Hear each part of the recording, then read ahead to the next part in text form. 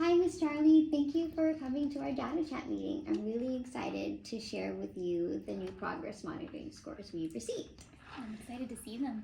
Great. So we received the Fast Start Early Literacy and Math scores.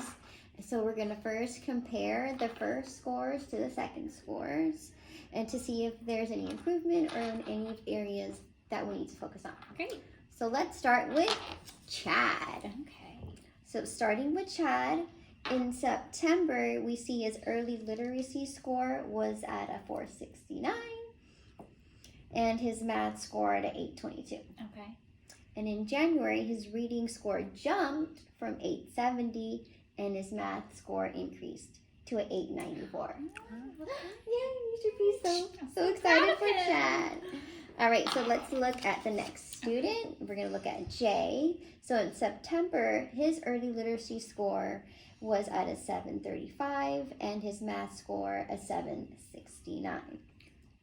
Okay, and now in January, we just got the reports, and his literacy score jumped also to a 910, but his math slightly dropped to 745. Okay. Okay, and then we're going to look at one more student for today for our meeting, and that's Vicky. And in early September, her early literacy score was a 736, and in math, a 721. And in January, her early literacy score did increase a bit to a 762, and in math, it jumped just a little bit to a 736. Okay, so let's go back to Chad. Let's review them all. So going back to Chad, he had an impressive growth. Yes, definitely. And I would like you to continue with your current instructional methods because we can definitely see here in these scores that he's doing amazing. And way to go, Chad! Right? I know. I can't wait to tell his parents how great he did. Yeah, we'll keep going with everything. I agree. I think that's a great idea. Okay, good.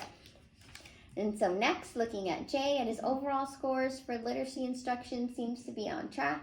But for math, let's increase his supports. Okay. So I'm thinking maybe, what strategies do you have in place right now for I him? mean, so far we've been kind of doing just whole group work and giving him some extra time. But I think he definitely needs a little bit more than that. He's been struggling with some of the first grade work. Okay, so I think maybe we could try an intensive math group. Okay. Probably like twice a week, see how that goes, and maybe create a student-like group Okay. to see maybe we can group them together and maybe you can learn a little more that way.